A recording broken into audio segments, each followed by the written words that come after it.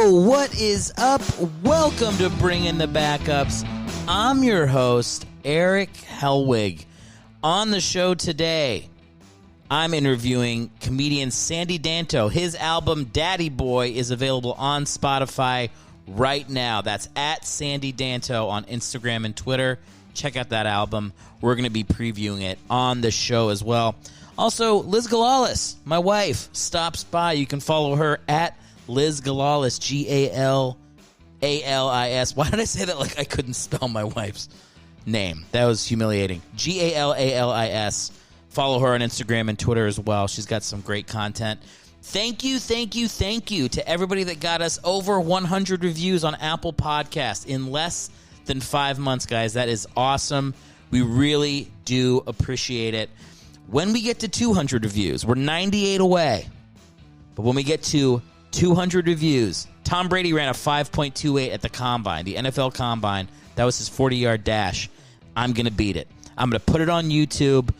I'm going to kick Tom Brady's ass, 40-yard dash style. If you want to see that, go on Apple Podcast, write a 5-star review. Please feel free to insult me in the reviews as well. That always makes me laugh a lot. I don't take myself too seriously, all right?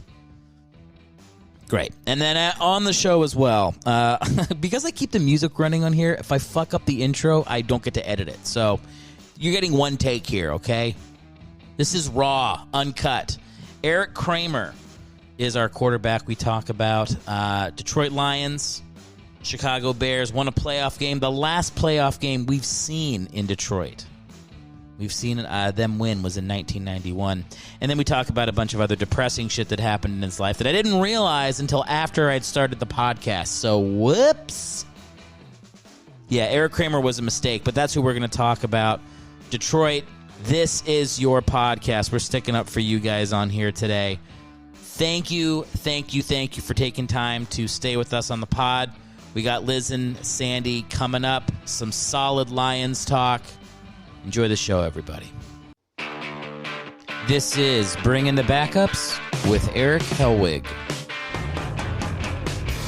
Yeah! Hell yeah. We're back, baby. Podcast recording time. It is a nice early 1:30 in the morning. I'm recording a podcast for you guys. How do you like that, huh? Morning podcast. Early morning, man. I guess I had an all right 2 weeks since the last time we spoke. I think it's going okay. As you guys know, I've been dealing with some celiac issues. Celiac up in the house. Been trying to remove gluten from my life. I had to have an appointment with a nutritionist about a week ago. They had a diagram where they're like, this is how much gluten your body can accept, and it's a piece of toast, and then below the toast they have a crumb, and then an arrow pointing to the crumb, and they circle the crumb, and they're like, anything more than this. It's like, why do that? I get they're trying to make the point, but it's like, could you make this sadder for me? And then it gets to the point where they're like, you got to get separate toasters if your wife wants to have toast. Separate toasters, because I got like gluten-free bread. Which I don't mind that much, but it's like, oh, God, guys. It took me 5 seconds to get into the gluten complaining, but my God, this disease sucks. It sucks. I got to figure out new restaurants to go to. I got to eat salads for the rest of my life. I mean, if there's ever going to be a reason for you guys to support this podcast when it comes available with merch stores and Patreon, it's going to be to make my life less sad. That's basically, you should feel bad for me. That's the most reasonable thing to do. I just heard the door slam, which is mean I'm too loud for my wife. One of those early 1:30 a.m. I tell you what, we got to get a bigger place. That's the issue here. Is we're like. It's not as bad as when we lived in New York. The worst thing was having fights in New York when you're living in those tiny apartments. Because, I mean, we had a roommate. So it's like if we're fighting in the room and you're like, hey, well, fuck you. And then you turn to go in the living room and somebody's watching TV. You just have to, like, close your bedroom door and turn back around. There's nowhere to go. At least in LA, I feel like there's space. Our place here is bigger than what we had in New York, but we got to get it to, I think we just need more space. We need like an office. I can throw up some soundproof foam, keep the voice locked in. I think that'd be nice. I think that's what the goal is. Those are my celiac updates for you guys. I got to stop with this. Like, why do I need to add to your struggles in life? I don't know. It's because it's my fucking podcast. You don't have to listen, everyone. I mean, here's the other thing. It's like when I listen to podcasts, I'm like, when I get annoyed with people when they start being like, too complainy, or I've just listened to them too much, their voice starts to grate on me. Maybe they start like saying stuff I don't agree with politically. I'm like yelling back at the podcast. It's like I always get frustrated because like it always feels like they want to have a conversation, but you can't. It's just them talking, and usually recorded a week before. Unless I like start doing a radio show where people can call in, hey, you got Eric in the morning. Someone calls in, it's just them jerking off on the other end. Like that's got to be, if I want to get past the feeling of like, I want you guys to carry some of the responsibility of the conversation. That's what's nice about radio is they don't talk that much if they have call-ins.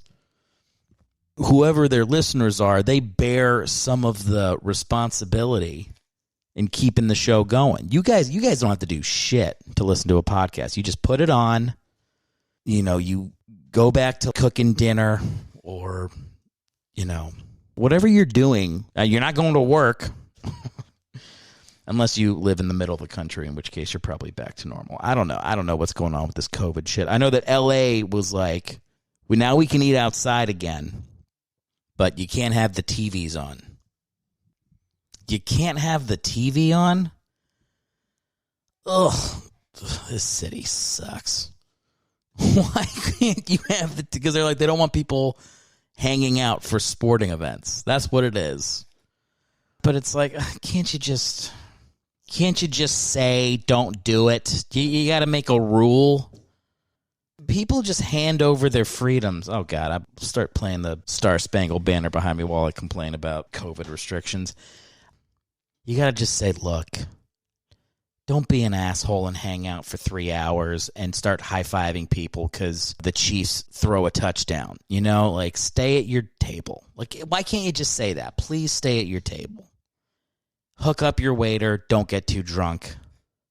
Don't turn on your TV. What are we, 6? Ugh. It just sucks, man. I don't know. I guess, I don't know.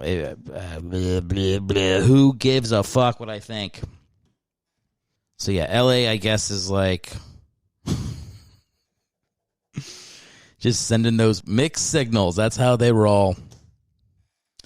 Then the other big news is the GameStop stuff. I'm sure you guys have been waiting for me to weigh in. Man, I cannot be more into what's happening with GameStop. I mean, it took me like 3 days to understand what the fuck was happening with the stock market. But once I got it, I was like, this is amazing. How amazing. I had a buddy who was like, oh, these guys are going to lose their money. It's like, dude, the point is not to make money. It's like the point is to make the point. It's a protest. But it's the best protest because it's literally doing exactly what these banker fucks have been doing for decades. And it's just mushing it right in their face. These bankers are getting butt fucked in front of all of us, and it's the coolest thing I've ever seen. I love it. Keep it up. You better believe I bought some fucking GameStop.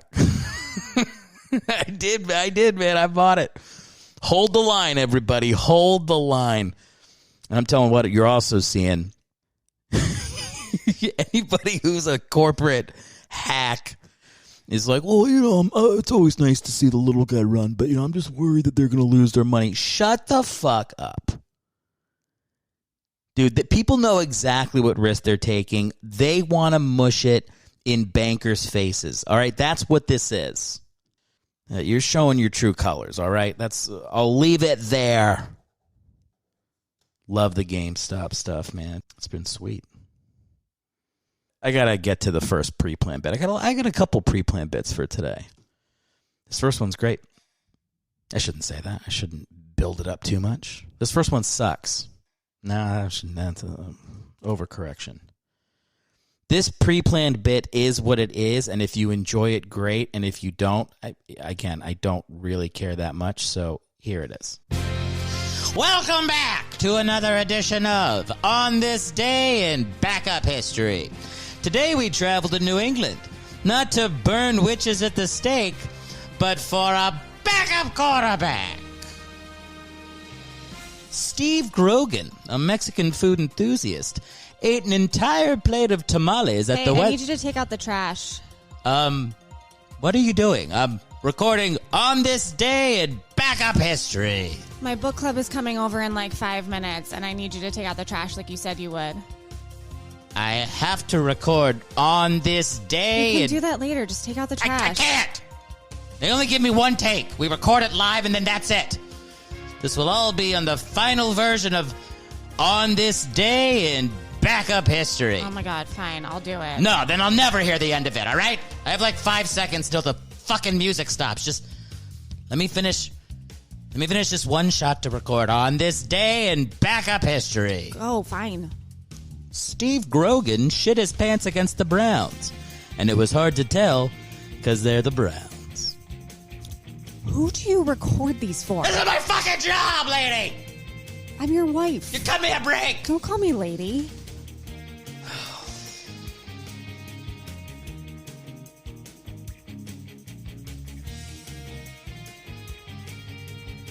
This is my work.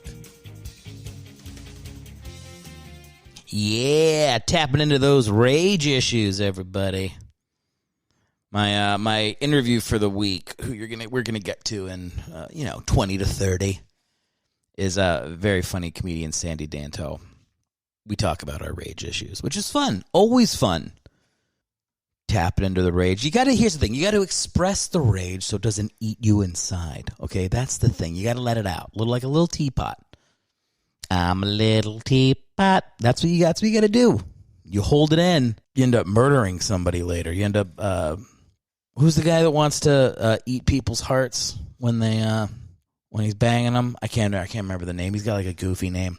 Why is it okay to like judge what somebody does sexually in the bedroom? As a guy that's into kinky stuff myself, I'm like, what is wrong with people? You can do whatever you want as long as you're not actually eating somebody's heart, right? What's the suspicion level of podcast listeners that I eat people's hearts right now? I mean, whatever it is, it's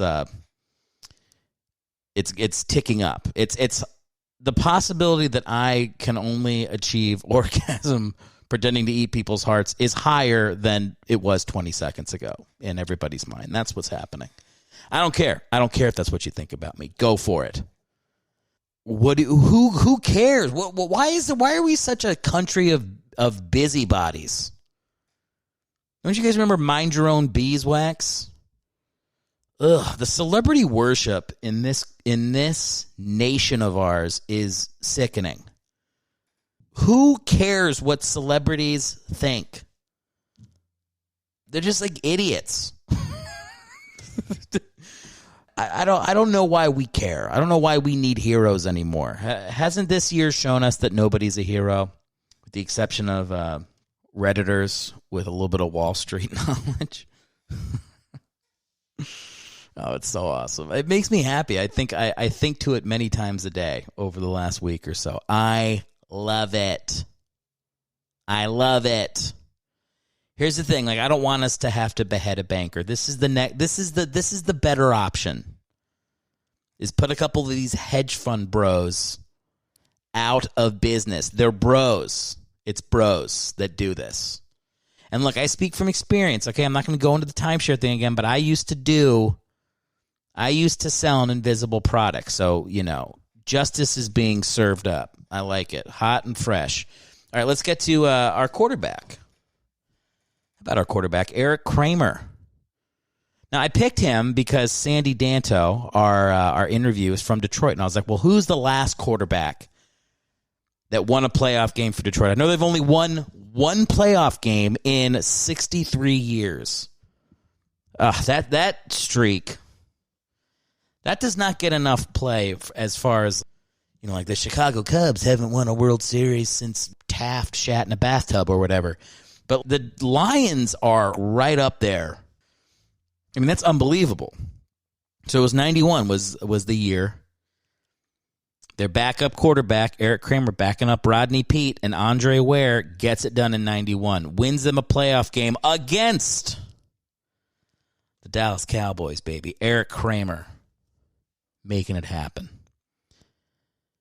Let's look at this guy, huh? He's from Encino, California, where we might move soon. Got to go to the Valley. That's where we can afford a new place. But what are we going to do? So Encino, looks like I might be moving to this guy's hometown soon. Where'd he go to? Let's see. He played at Los Angeles Pierce College. Then he goes to North Carolina State. Wolfpack, baby. Did not get drafted. Practice squad with the Saints in 87. Atlanta Falcons in 87 for a little bit. Then Calgary Stampeders. Love it. Who doesn't love somebody with a quick trip to the CFL, man? We've got a couple guys on the program that have done that, huh? Cleo Lemon. That's probably it. I don't remember who else we've had on the show. But, yeah, Calgary Stampeders for 3 years. Looks like he did all right. Yeah, he did okay in the CFL. But then, here it is. Detroit Lions, 91, 92, 93. Gets them their only playoff win. Now, look, as an Eagles fan who's got one Super Bowl under my fan belt with a backup quarterback doing it, I got to love me a backup quarterback winning a playoff game, getting a team into a championship. The roar is back. It was for like a half a season, and the Lions went back to being terrible for 3 decades. But look at this. Kramer's nickname in Detroit was Brass, a media-friendly redaction of brass balls. I think I mentioned it on the podcast, but the fact that they called Foles Big Dick Nick, and then during the Super Bowl, Al Michaels goes, they call him Big Game Nick. It's like, fuck you, Al. Just either say the real name or don't bring it up. It'd be funny if he did say the real name. So yeah, they call him Brass Balls. They also call him Cosmo Kramer because, Kramer, Seinfeld was on. So Cosmo Kramer, kind of a lame nickname. Feels a little on the nose. 91. Yeah, 38-6, a drubbing of the Dallas Cowboys. And that was the Cowboys, they had their big three. That was early in their run. Like they hadn't established themselves yet as the whatever they were going to be. But, I mean, come on. Aikman, Irvin, Smith, suck it. Erik Kramer was better. He was better that day. Hangs out with Detroit for 2 more seasons after that. I don't really know why he leaves, other than, I know he was, competing with Rodney Peete. And I know that because when I YouTubed Erik Kramer videos, I saw a video of Holly Robinson Peete, the more famous of the Peets, talking with Erik Kramer's ex-wife about him having an attempted suicide in 2015. Erik Kramer's post-career gets very dark, and we will get into it, but we'll dip a toe in. All right, we'll do a pre-planned bit and come back because, again, much like with the Charlie Batch episode where I did not realize his sister was murdered, I had no idea that Erik Kramer has one of the most depressing post-NFL careers I've ever seen. So we will touch on it. Yeah, it goes to the Bears in 94, and he ends up starting a bunch of games in 95 and 97, but then backing up in 96, 98. Or 94, 96. Plays in 95, 90. Who cares? And then he's with the Bears till 98. And then he goes to the Chargers in 99, plays 4 games, starts 4 games. Look, his career numbers are not that bad. As a starter, he's 31-36. Where did his rating end up at for the career? 76.6. All right, so he's right there average, but you look at him in the 93 season for Detroit, he was 95.1. I don't know why Detroit didn't keep Erik Kramer. Is there a reason that happened? I mean, the dude won a playoff game. I know he lost another playoff game in 93, but come on. There's no way. I mean, I know they drafted Andre Ware thinking he was going to be the guy. He wasn't. But that seems like a mistake. I don't know. Erik Kramer played all right. Let's look at his touchdowns here. What do we got? Touchdowns. 92 touchdowns, 79 interceptions. More touchdowns than interceptions. That's not too bad. Not too shabby. Completion percentage, 57.3. Okay, that sucks. But yeah, okay, so like a better than average backup. That's what we're going to go with Kramer here. Yeah, I like him. I like this guy. All right, we're going to get into his post-playing career. It's a bummer. But before we do, you guys know what's next. Bring in the Backups presents Letters Home from the Bench.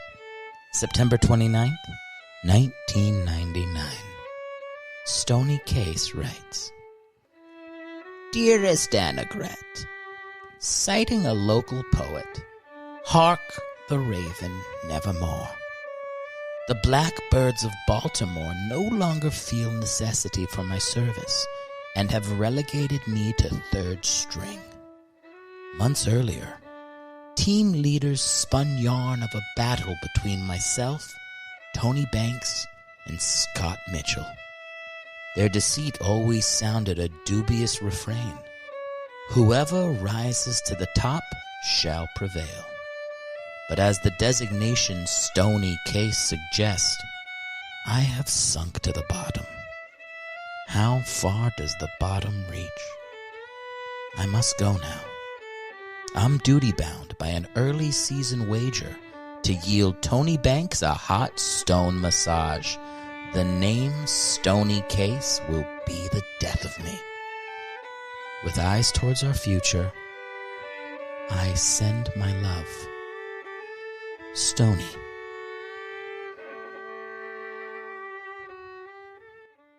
Stony Case. Dumb name. I forgot to mention Liz Galalis in the opening bit. That was Liz Galalis. You can follow her Instagram, Twitter, at Liz Galalis. If you haven't followed her yet, I don't know why. She's hilarious. She's my wife, and she shows up on the show every 2 weeks because she's been trapped with me for a year in our home. So follow my wife on social media now. And then Sandy Danto, too, our comic coming up. He's at Sandy Danto, Sandy, last name Danto, Danto on both Instagram and Twitter. Very funny. We're also going to be playing a clip from his album, Daddy Boy, which is hilarious. You can find it on Spotify or on his website, sandydanto.com. We will get to it, but like I said, we're still 15 minutes out. Yeah, I plan it that well. I know the exact amount of time till we get there, too. Nice. I love having comics come on my show. It's so cool to have a platform to tell people about funny people making great content, especially like as the world ends. You know, like that's what you want. You want to build a ship and then have people come on it. That's the fun part. So yeah, I'm stoked about that, and it's a fun conversation too. So definitely hang out for it. Let's get back to Erik Kramer trying to kill himself. So after retiring from the NFL, Kramer goes into sports broadcasting. He's an analyst for the Lions and the Bears, which makes sense. Those are the teams that he spent the most time with. He appears on an episode of Married with Children with Al Bundy. I watched a little bit of that show. I like Christina Applegate. I was at that age where it was like I watched the show if I had a crush on the girl in it. What do we get next? Yeah, so then it gets sad. October 30th, it looks like his son overdoses from heroin, and some people go to jail for it. Yikes. I really got to research the quarterbacks before I pick them for the episode, because I don't want to roast this man. I don't want to. Once I start doing the show, I can't change the quarterback. I feel like a phony then. Like I'm committed. I'm in. Believe it. So it gets worse. So son dies. Then he tries to kill himself in 2015. And then his ex-wife is like, my husband's great, but he had brain injuries from the NFL. This show is always walking that line. I need to get like a clip of Will Smith doing the tell the truth. Like that's what I need Like, to just play that every 5 seconds. Yes, the league is evil. Yes, the concussions are real. Yes, pay college athletes. Like, you just have to, like, just say that every time. Yes, I'm for all the things that liberal people want to happen with sports, because I like sports and I don't want to feel guilty. But there's just too many guys. I mean, the backups are messed up. They're not even playing that much. So it's like, what happens to the offensive linemen smashing their heads in? Yeah, so he had it bad. And then his wife, Courtney Baird, I'm saying her name because it's on the Wikipedia page, says that Kramer is beating her. So it's domestic violence charges against Kramer in 2018. Then 2 years later, LA County drops the charges against Kramer and then arrests the woman and charges her with 12 felonies, including elder abuse, identity theft, and forgery. I'm not fucking around. Per legal documents obtained by TMZ Sports, Kramer said he suffered a traumatic brain injury after attempting suicide that left him with a lack of mental capacity to legally consent to marriage. They get their marriage annulled. This woman stole $50,000 from him before they were married. Gets the marriage nullified in 2019. Oh my God. And then she's just like, she found a guy with a dead kid and CTE who tried to kill himself and tried to steal all of his money. And then she accused him of domestic abuse. Oh my God. Fucking monster. Ugh. Courtney Baird. Unbelievable. Hopefully she's still in prison. She should be. Christ. Look, I'm all for the Me Too movement, all right? But this is why we can't say believe everybody, all right? You got to take it seriously when someone has a allegation. Oh, it's his whole Wikipedia page is this woman stealing his identity. Why did I pick him for the quarter? God damn it. This is on me, guys. This episode really is on me. Like, it's way more depressing than it needs to be. Let's get to the... Sorry. Look, Erik Kramer, thanks for the postseason win. I did watch a couple interviews with him, and, like, you know, he doesn't look too messed up. He looks like he's fully recovered from his gunshot wound to the head. Yeah, this one was a mistake. This is the worst one so far. This is the one... If I was going to ever just scrap one of the podcasts and just put the interview up, this would be the one. But I'm not going to do it, all right? They can't all be diamonds, all right? Sometimes there's going to be a little nugget of shit in the rubble. That's what you're getting today.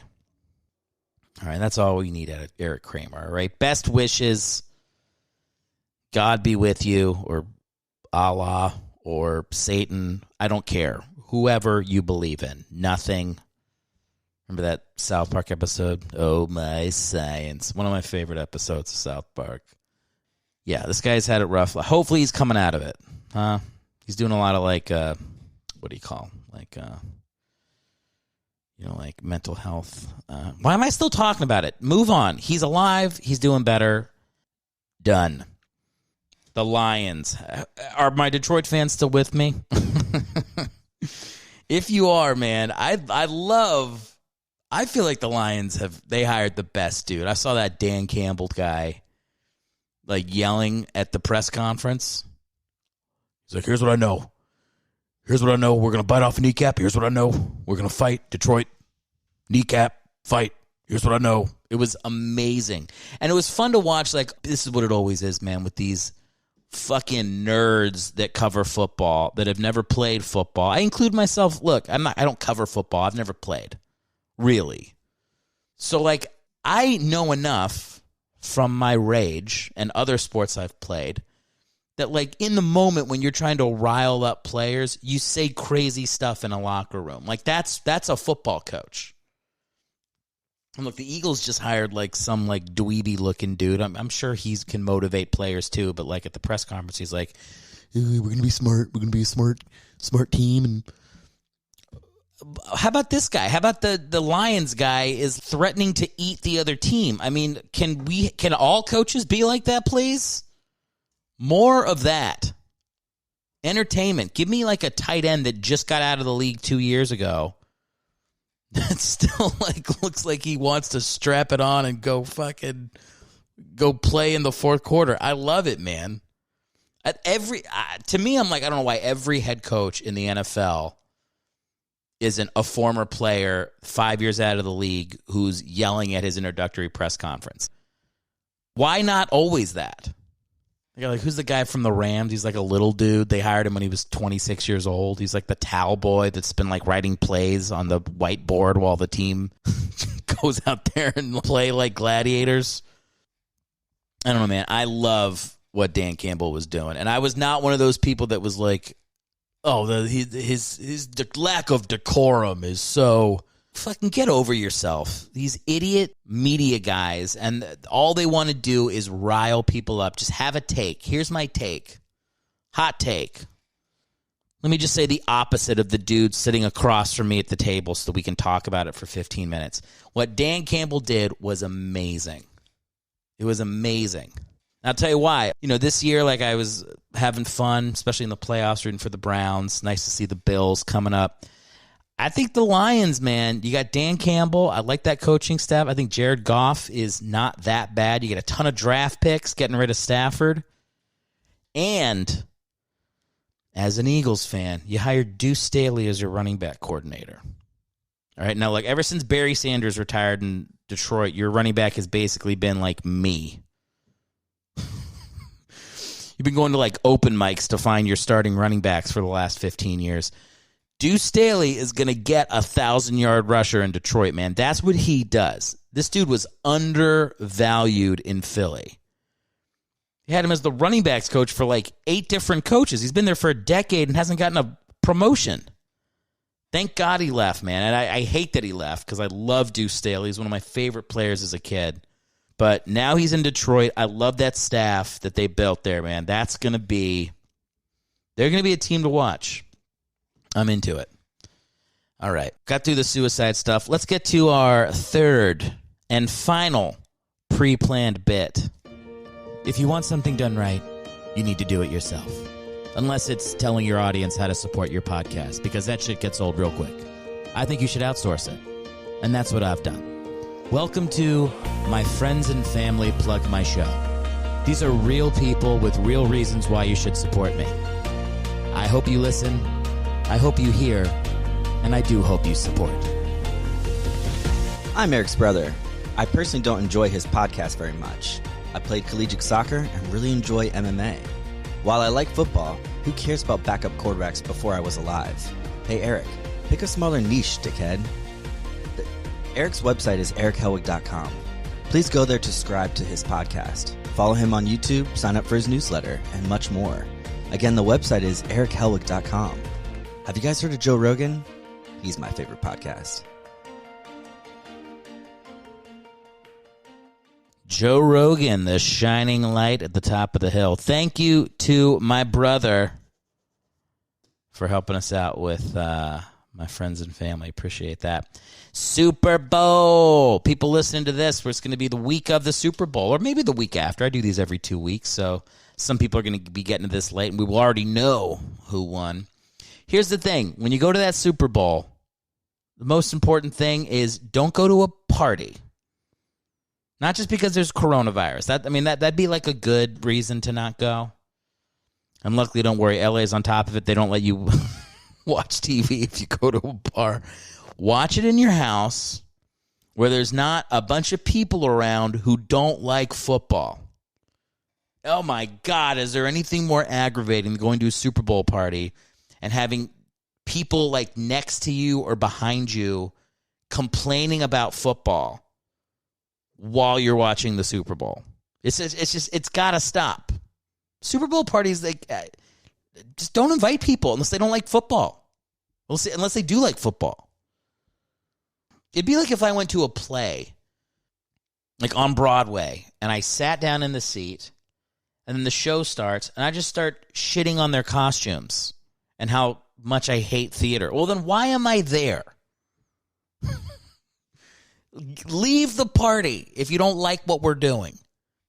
If there's one positive from coronavirus, It's that everybody has to watch the Super Bowl by themselves. All right, I think that's good. I think the people who like football will watch. The people who don't like football can, enjoy another season of Umbrella Academy. I don't know. Whatever you're watching, just don't ruin it for everybody else.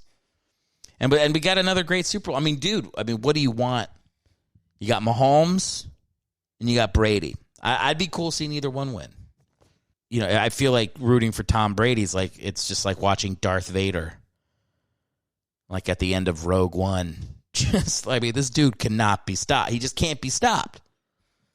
What was I listening to? Who are the the guys on FS1. Oh, my God. What's the name of the show? Speak for Yourself. That's who it is. It's Marcellus Wiley and Manuel Acho. I love that show. That's like the sports show I go to. Yeah, and they were talking about whether or not it's going to be, like, if Brady beats Mahomes, Mahomes can never catch Brady. Like, if Brady just retires afterwards. And I was like, yeah, that's kind of like the way to go. Like, would Brady try to do like Elway and win like 2 and then retire? But TB12, he wants to make money on that, and the whole selling point of that is like, I kept playing. So like, I don't think he's gonna retire just because he wins a Super Bowl or 2. I think he's gonna play until his arm falls off. So we'll see. I don't think he'll be happy just beating Mahomes twice in the playoffs. Once in the Super Bowl, and then I guess it was 2 years ago when they beat him in the championship game. I think Brady's going to keep going. Like, he'll think he's better than Mahomes when he's 47. So yeah, I think the Chiefs will win, but Mahomes is just he's so good. It's like you're watching like The Natural versus the sociopath. Tom Brady's a sociopath.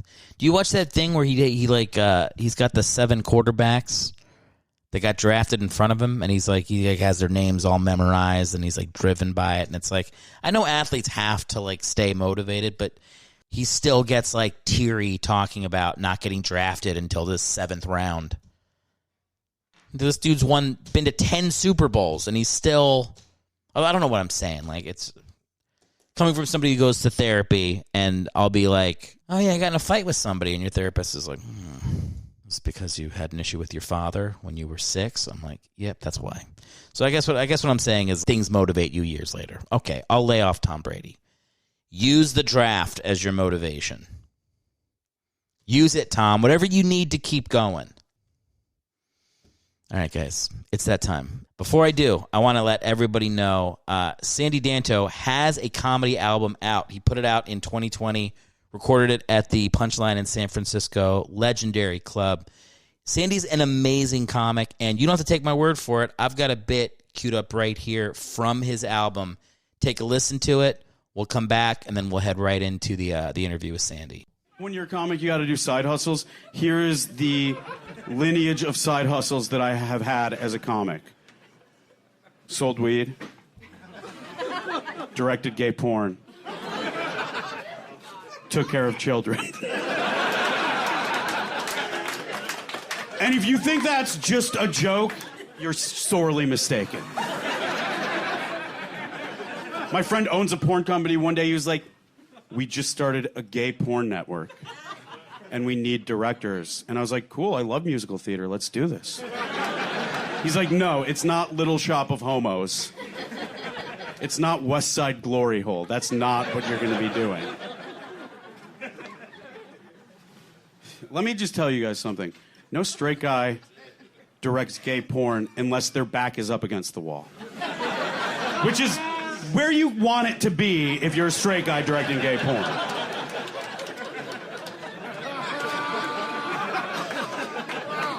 I am really just trying to get on TV. That's all I'm trying to do in my life. And I pitched a game show based on my experience. It's called Did I Say It in My Car or While Directing Gay Porn? You guys play along with me. What just squirted on me? Car, it's from the windshield wiper fluid. You got it, man. You nailed it. Why is this guy riding my ass? Gay porn. God damn it, this cocksucker pulled out right in front of me. Both.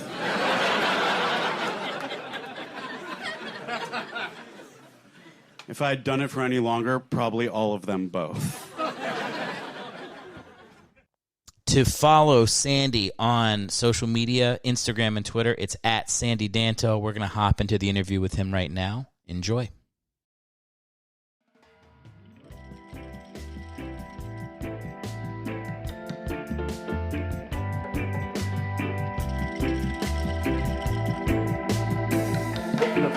The first election I remember being around for was probably when Clinton beat the first Bush. And I cried because my father was very conservative. I don't know why I'm saying was, is. He's with us. Good. Yeah. And like, I even have a photo. I think we must have gone to like a rally. There's like I have a signed picture of him from when I was a kid that was up in my room. And I remember just being like I was just so heartbroken that George Bush lost. And that I couldn't have, I don't know how old I was. I was probably like 5. But it felt crushing. That's and now, so interesting. Now I look back on it, why would, as a parent, I'm like, I would never let my kid get that wrapped up. Yeah, first of all, I've never understood the rally. Pep rallies in high school, sure, you're trying to get kids excited about the big game. But I've never understood how a candidate's rally, it's all people who are already going to vote for that guy. Yes. Or girl. So what, like, I don't get how it gets you more support. If anything, and I'm undecided and there's more traffic and all that, I'm like, fuck this candidate. I don't like, he's making my life inconvenient already. I'm voting for whoever isn't making me 10 minutes late.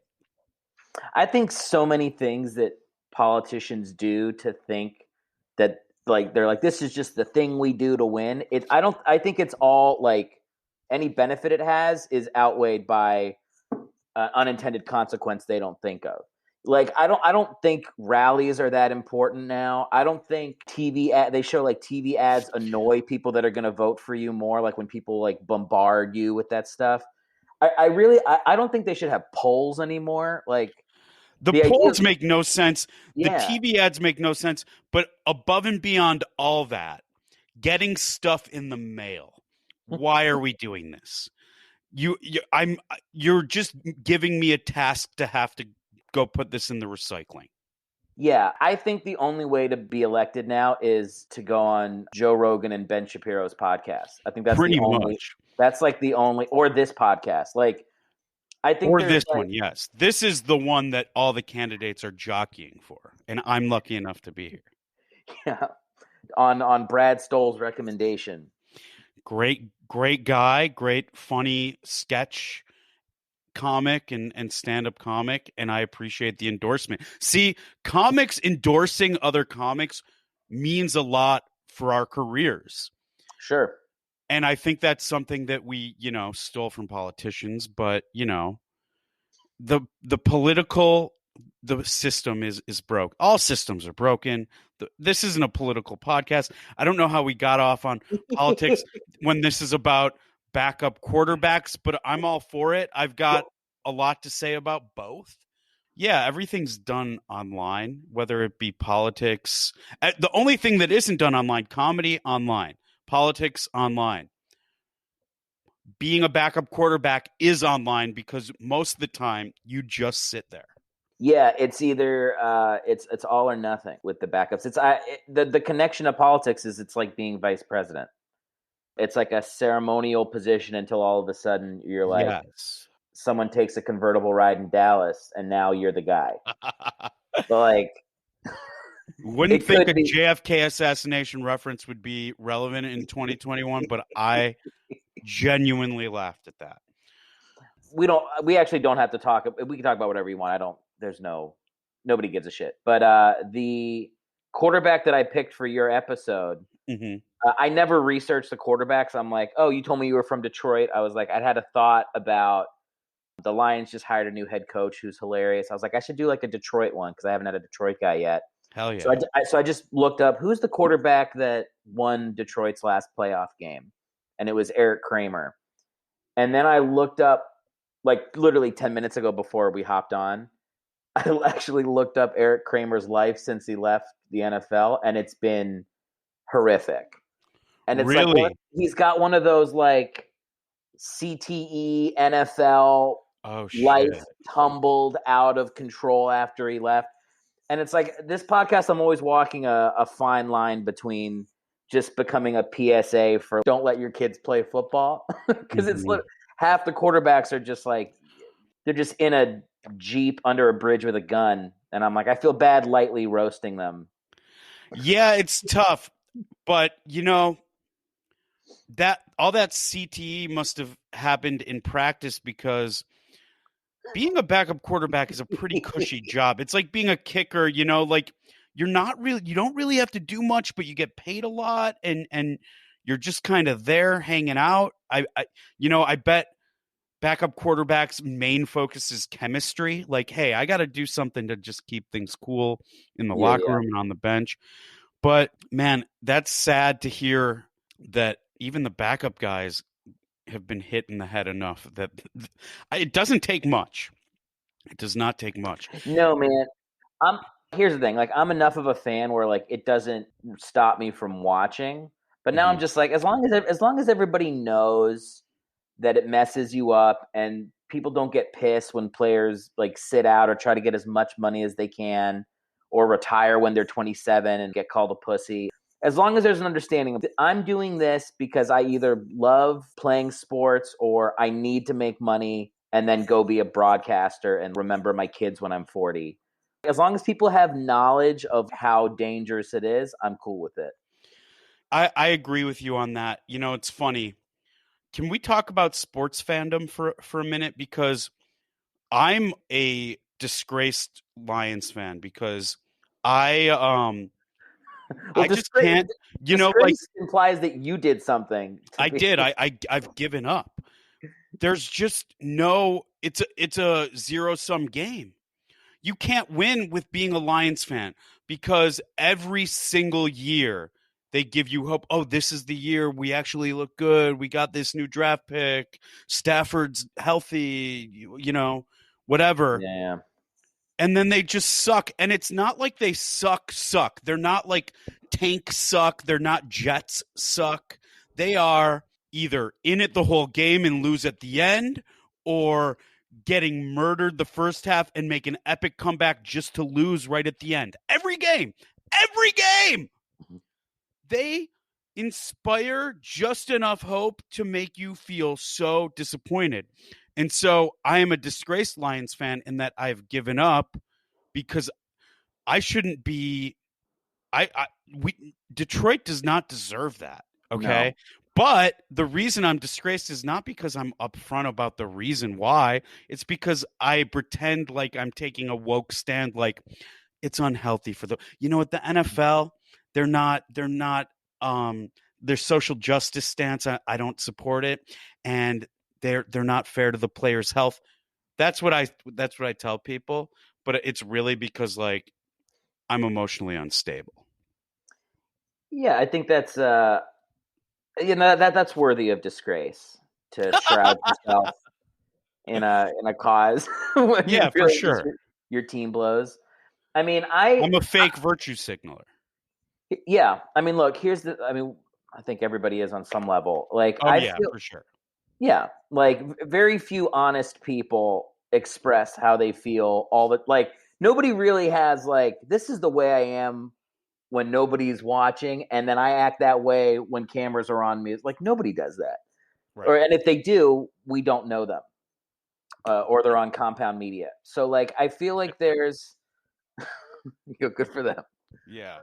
But like I don't know, like I'm sure people on my audience loves hearing that. Like I like football, but like when the Eagles suck, that's my team, I usually stop watching. Like I used to do fantasy football, but I felt like it was ruining the way I watched, so I just stopped, because I like rooting for the underdog. But if I had like a guy I had a receiver from the Cowboys, I'd like, oh, I'm kind of like rooting for a team I wouldn't root for otherwise. So I stopped doing fantasy football. Right. which meant now I have really, why do I care if anything other than my team is playing? And then once my team sucks, I'm like, yeah, I could try to get my comedy career going. Like, I could be trying to meet fans online. Like, there's so many other things to do. Football really is like, when my team's in it, I'm all about it. Like, I've enjoyed watching the playoffs this year. Like, I don't always do that, but this year the games were good. But yeah, like, I think it's healthy to, like, you got a kid. Mm-hmm. Like, what, you're going to, like, get pissed at the Lions and then, like, forget to feed your kid lunch? Like, it's not worth it. Right. If it's going to hurt other people. It's meant to be entertainment. It's meant to be an escape, which is why on some level I understand people being a little bit annoyed with the virtue signaling in sports. I understand that that's not something they're tuning in to hear or think about. But at the same time, it's like, well, these people who have been entertaining you and risking their lives to do so are people too that these issues affect, and it's important to them. So don't get offended and turn it off because they have something to say. Maybe just like listen to it, watch the game, and think about it later. And somehow we've gotten back into politics. My fault, but it's interesting when people stop tuning in because their team sucks. Like, I'm much more of an NBA fan than I am an NFL fan because as a kid I experienced success. I'm a Detroit fan. The Pistons won championships right at that perfect age for me. I was like 6, 7, just getting into basketball.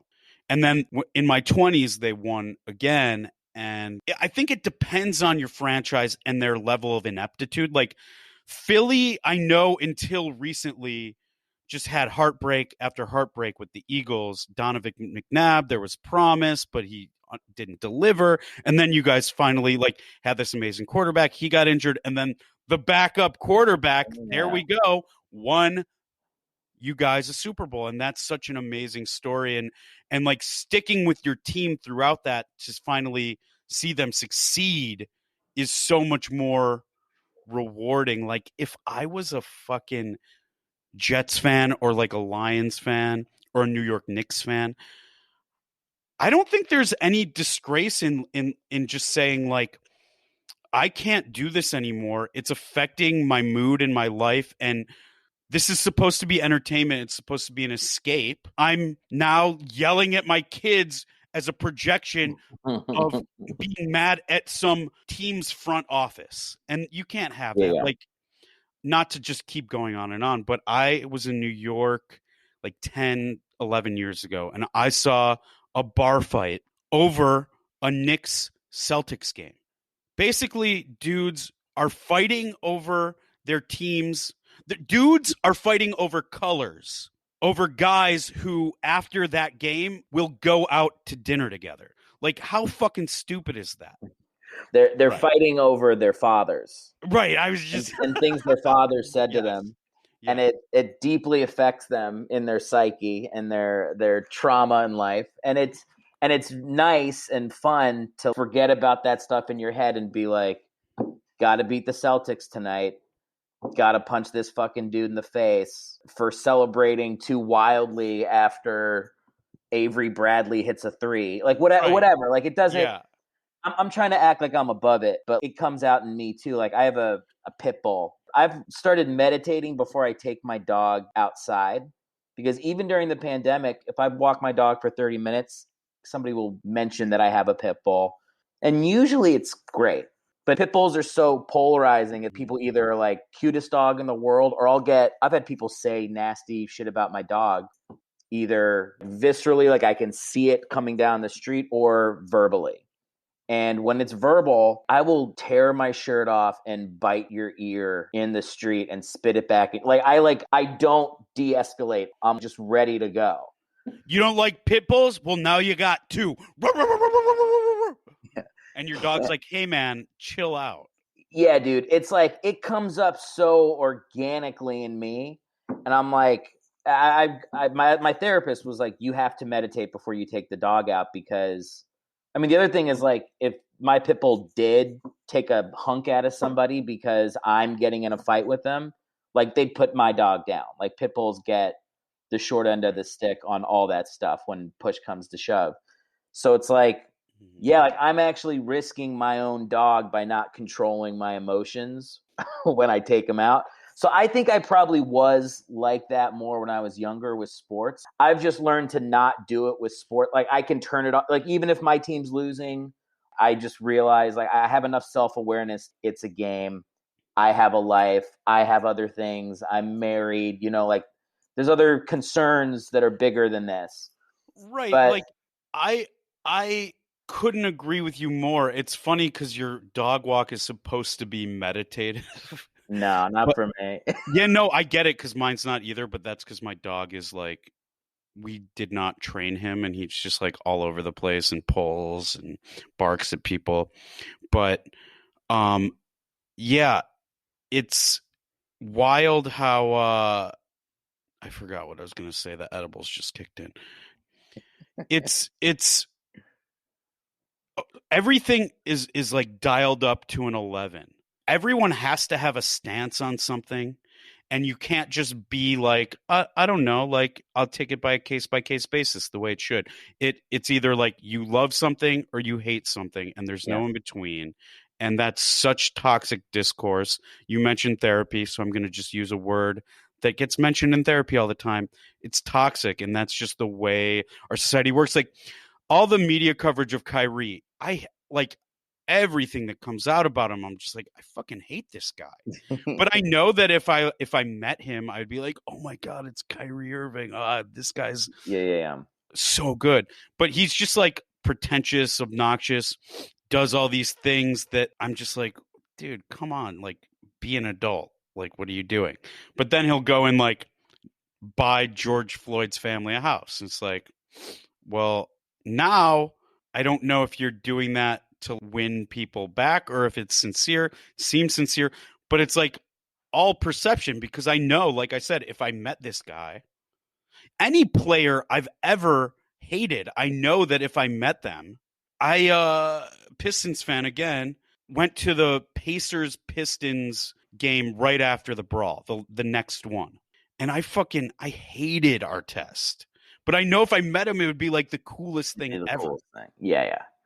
I mean, so much of that is like, look, the media feeds into it. You talked about how like sports journalists cover Kyrie. I don't see any difference in like ESPN and CNN or Fox News or MS. Like to me, like all that, it's all entertainment. Yeah, and it's all meant to like get you worked up about something. So once they get a narrative, Kyrie Irving thinks the earth is flat. It's like, okay, now everything just feeds into, okay, he's a negative guy. Like they did it with Baker Mayfield this year. They were like, he sucks. Okay, never mind. I guess he's good.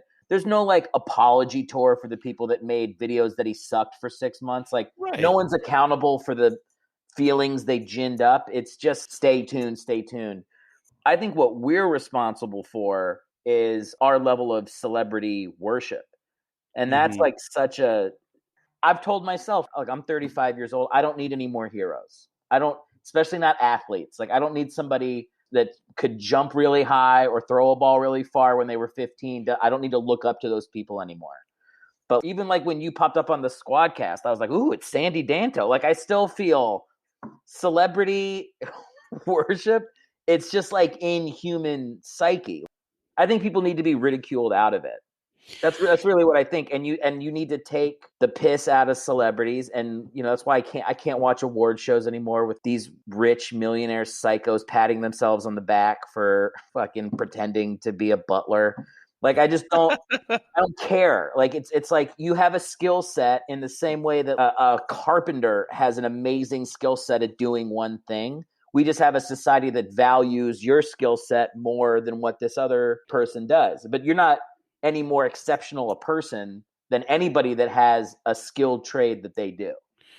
Yeah, I think there's a lot of merit to that. I just don't think that people are capable of having, and I think people are capable of having this thought and conversation where it's not just like, you're good, you're really good, or you're bad, you're really bad.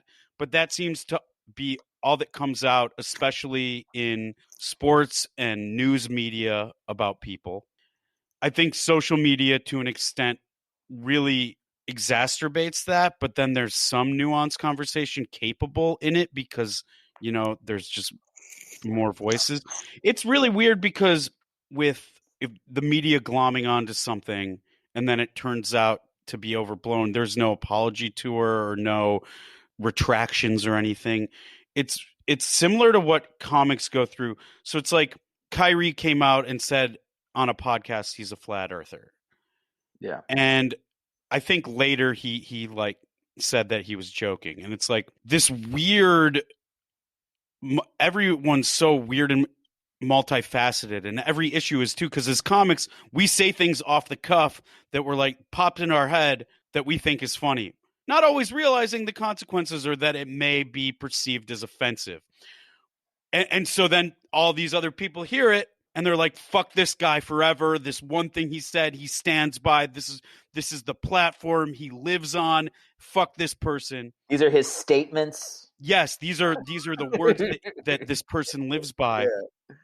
But at the same time, when we grew up, I'm pretty much I'm 37, but my last two birthdays don't count because they weren't recognized due to the pandemic. And then before that, my father-in-law died, and I my birthday wasn't acknowledged. So I'm still 35. Yes. But 35 again, girlfriend.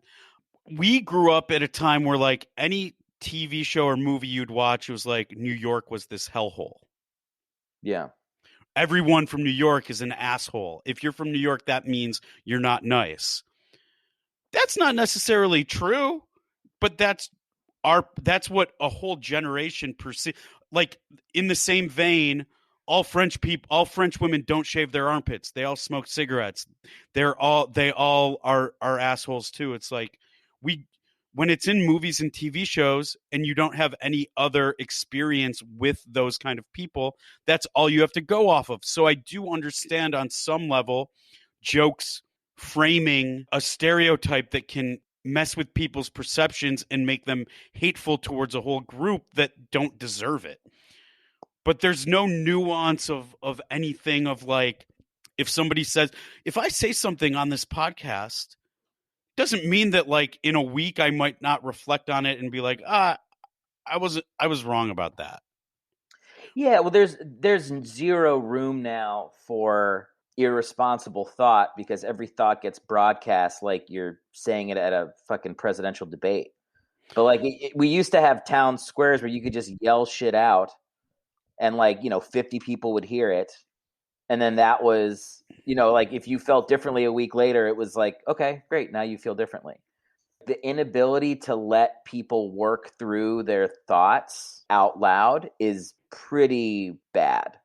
Like, I think it's pretty destructive for the way that people communicate. I think it's bad for race relations. I think it's bad for everything when people can't just say what they feel and then have another human being respond to it and then like, gauge their response. Like, here's a fact I know. Oh, learn that.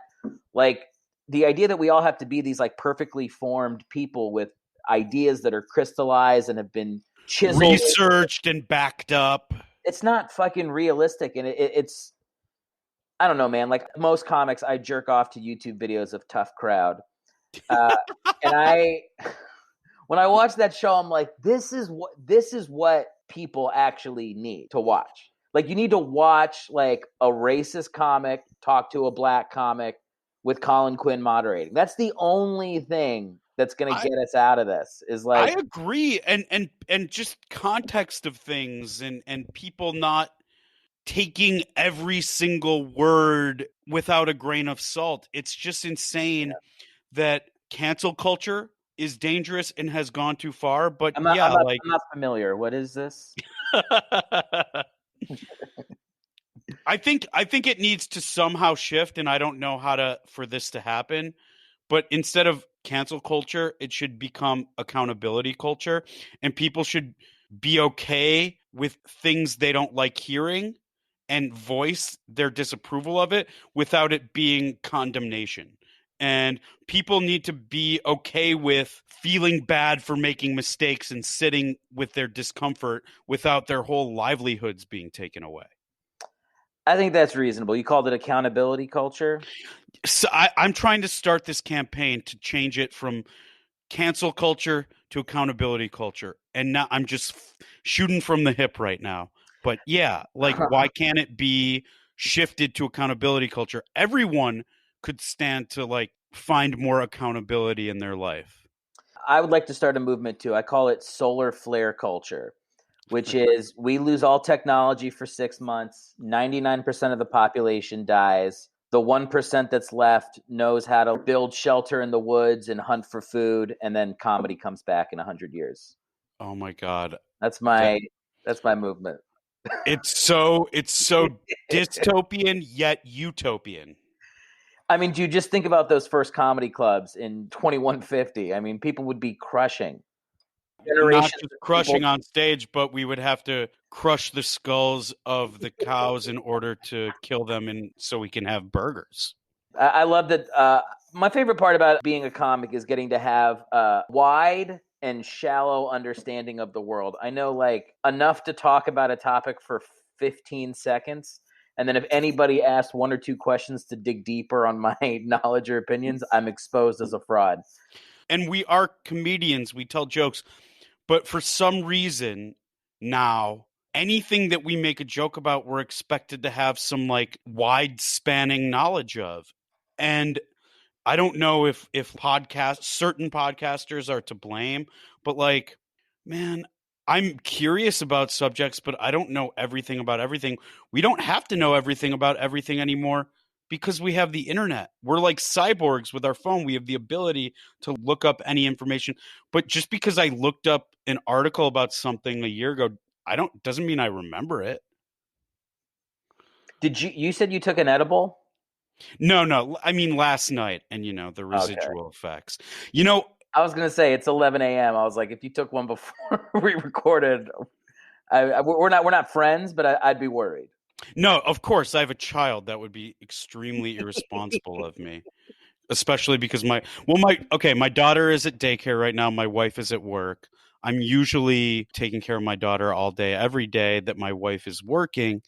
But, sometimes pre-pandemic, I had completely kicked my marijuana habit. I first tried it when I was 12. My bar mitzvah theme was the Grateful Dead. I don't know how my parents were so naive that they didn't put 2 and 2 together. But by the time I was like 14, I had like an almost daily habit of smoking weed. And then it continued a few years into comedy. And then I had a realization like, this is not helping my comedy career. So I'd only do it like once in a while. But then the pandemic hit. I'm not doing comedy. I have no need to have my short-term memory. I have no need to be sharp on my feet. I have no need to want to make eye contact with strangers. I've just been eating edibles every night. There you go. I've done edibles before, but the first time I smoked weed was probably my junior year of college. And I could have counted on both hands the number of times I did it up until I moved to New York when I was 22. And then it was like a little more available. Mm-hmm. But yeah, I've only bought weed once. I was 30. It's just never been right. I've felt called to other vices, but for whatever reason, maybe it was just my dad scaring the shit out of me when I was a kid. But like I was just never called to do that in excess. So like for me, during quarantine, like that drinking never came up, but like eating like a starving bear before he hibernates, that's been my vice. Oh my God, did you freeze? Hi. If you've listened to this show, you know that this is a recurring bit that happens where I breathe through my frustration at a broken internet connection. If you're new to the show, that's what this is. The fact that the internet dropping out is something that happens regularly on my show is fucking infuriating. But I'm choosing not to focus on that right now. The thing I want to focus on is a mantra. And that mantra is very simple. Just breathe. Just breathe. Don't get pissed that before the remote interview I forgot to plug in my Rodecaster mic, so Sandy's volume sounds great and it sounds like I'm getting interviewed on my own fucking show. I'm not gonna get mad about that. Hope you're enjoying Sandy and I talking about cancel culture too. We said before the interview we wanted to have a conversation that's been had only 1,000 times before on the Joe Rogan Experience. We thought this would be a good place to do it! Woo! But I'm not going to get mad. Enjoy the rest of the interview with Sandy. And don't forget to breathe.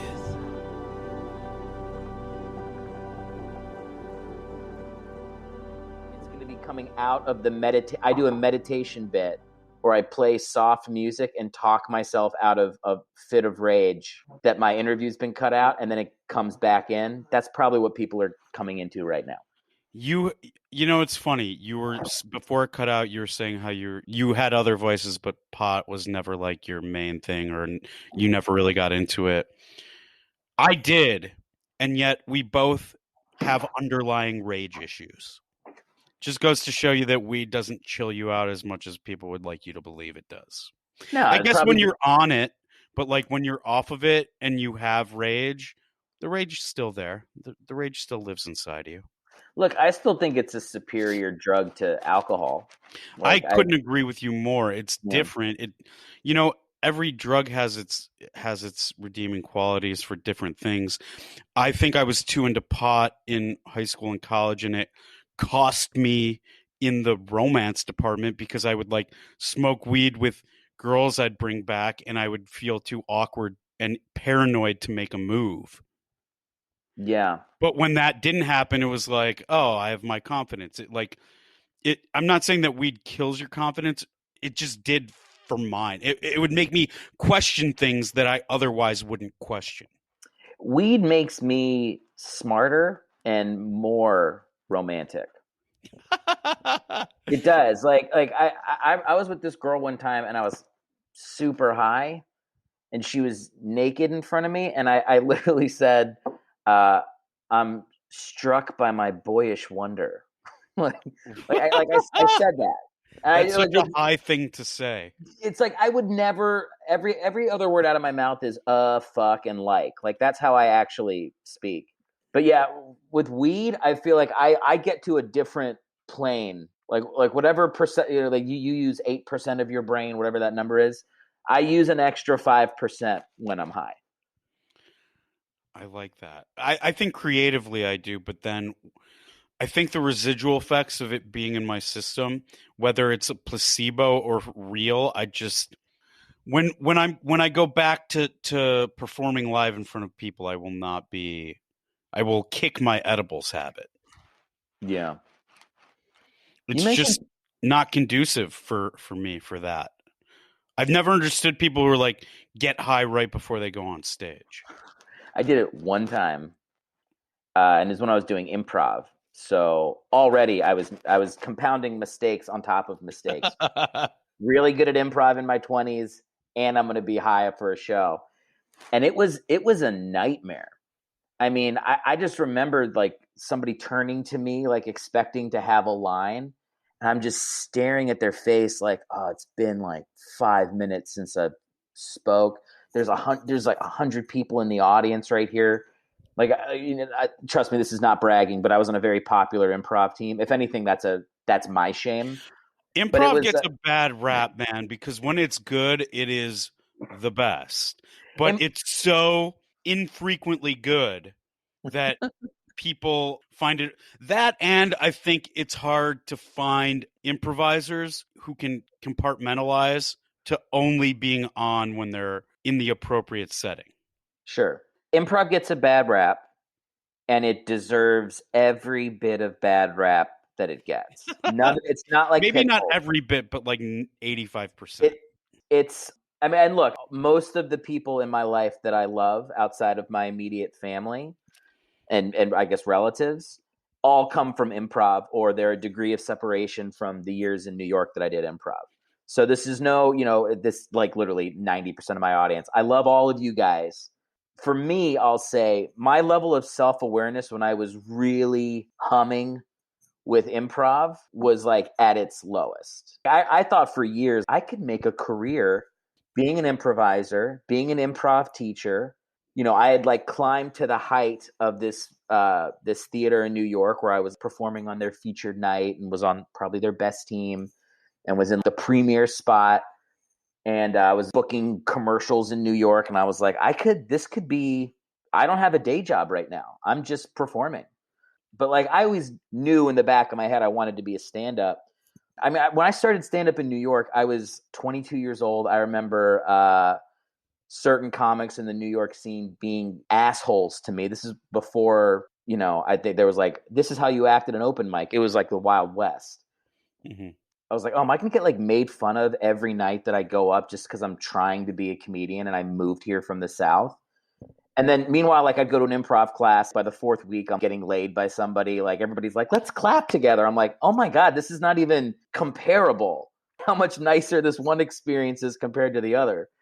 It deludes you into thinking that I have 3 improv shows this week. I'm really doing something. It's like, you're really not, unless you're writing and you're creating stuff that lasts beyond the moment. So yeah, like I said, I have like a real love-hate relationship in my head with that art form. I spent 8 years perfecting it.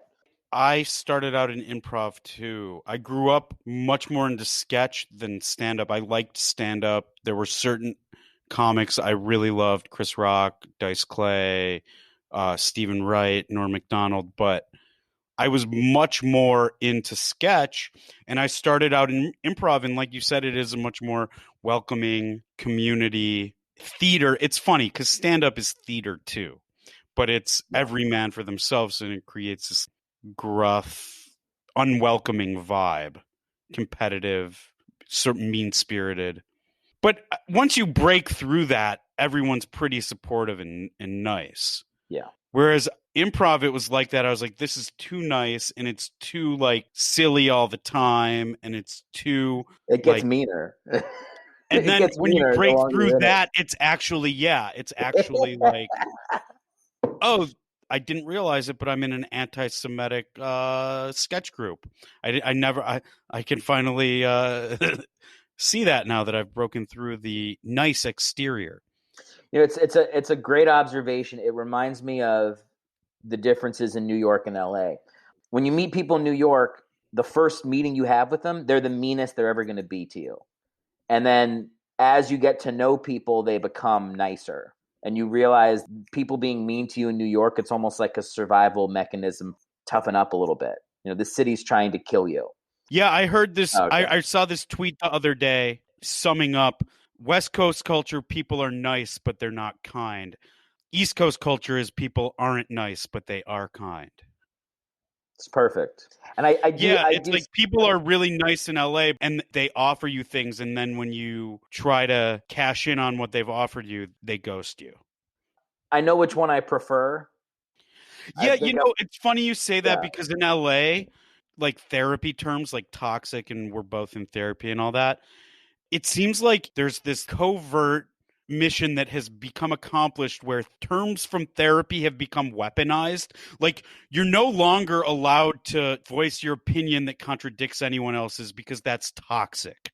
You're not allowed to like be hung up on something from the past you haven't gotten over because you're not being present. All these terms, no matter what you're doing, can be weaponized against you if somebody heard them in therapy over the course of a year. You're gaslighting me. No, I just see things differently. You're really toxic. No, I just don't think aren't compatible. I've just noticed it because I've watched a lot of 90 Day Fiance recently. My wife will fall asleep really early if it's anything I want to watch. So I just realized I've got to find things that she wants to watch that I also want to watch. So she's the only person I have to hang out with. So I need to try to maximize the hours she's awake. So I've started watching reality TV with her that I can find some entertainment value in. And we're watching The Bachelor, and I'm just like, these girls are just weaponizing terms they heard in therapy against each other. Yeah, and they also they're not even using the terms correctly. Right. I feel like gaslighting now just means we broke up. Yeah, gaslighting now means like, I don't agree with you in this fight, and you're trying to make me think that you're right. Yeah, sometimes I just have an opinion and a recollection of a event we had or a fight that's different than yours. I'm not knowingly lying to you about it. Yeah. Right. Like, I'm not saying gaslighting isn't a thing. I think currently there's a lot of gaslighting going on in our society. Specifically, like QAnon is the flagship example of gaslighting. Yeah. I wonder it's got to be rough being single. Being married has its challenges in a pandemic too, because you're like just right in each other's face for a year. So, like I'll be honest, like this sounds whatever, but me and my wife, I think we've found like a deeper love during the pandemic. Like I'm very happy that I'm with her, and there's nothing wrong with saying that. I feel the same. Yeah. With me and your wife. Yeah. Yes. But I can't really imagine what people would be going through if they were single for this long unless you're just like, fuck it, I'm dating.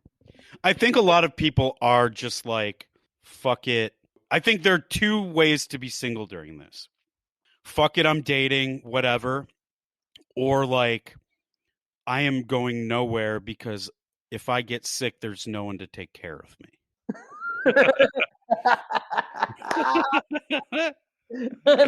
Because there's no one to take care of me. It's very funny, but also a bummer. Yeah, it's such a bummer. But yeah, I mean, being married during this has been great, but it's also like, yeah, you do find out a lot when you are forced to spend more concentrated time with each other. And if your dynamic works because you both work or one travels a lot, then that'll get exposed. But also, like, you can't work on the relationship as much in the pandemic. Like, you can't go on dates, you can't have new experiences. You have to come up with creative ways or compromises in order to get things to work, and that could lead to a greater understanding, a deeper connection, or it can like fucking tear you apart. Did you ever watch American Gladiators? Hell yeah. The old one, the real one. Yeah, of course. Yeah, it's like that final obstacle course, the Eliminator, that's what it was called, where whoever the better contestant is, it will show like the cargo net, the running across, the little like bike treadmill with your arms. It took like 3 minutes to run it. There's no cheating your way through it. The better athlete will win every time. So I feel like it's kind of like that with relationships in quarantine. If your relationship sucks, now you know it. Get married or break up. And now you know how a backup quarterback feels when the lead guy is never unhealthy. What a great way to tie it in a nice bow as we're getting to the 45-minute mark. Well done, Sandy. That's what I do because I too have improv training. Yeah, you always got to end it where it starts, right? I'm a Herald guy. You get it. Worlds collide. Yeah, third beats, man. Look at these two. There is a lot of, similarities between the Herald School of Improv and football. Yeah, it feels like we're forcing it now. But I'm with you. Yeah, this was great. Thanks for listening to the show. To hear more Bring in the Backups or help us grow, please subscribe on iTunes or Apple Podcasts and leave a written 5-star review. Or subscribe and hit the notification bell on YouTube. For info on the show or how to see Erick live, visit erichellwig.com to hop on the newsletter.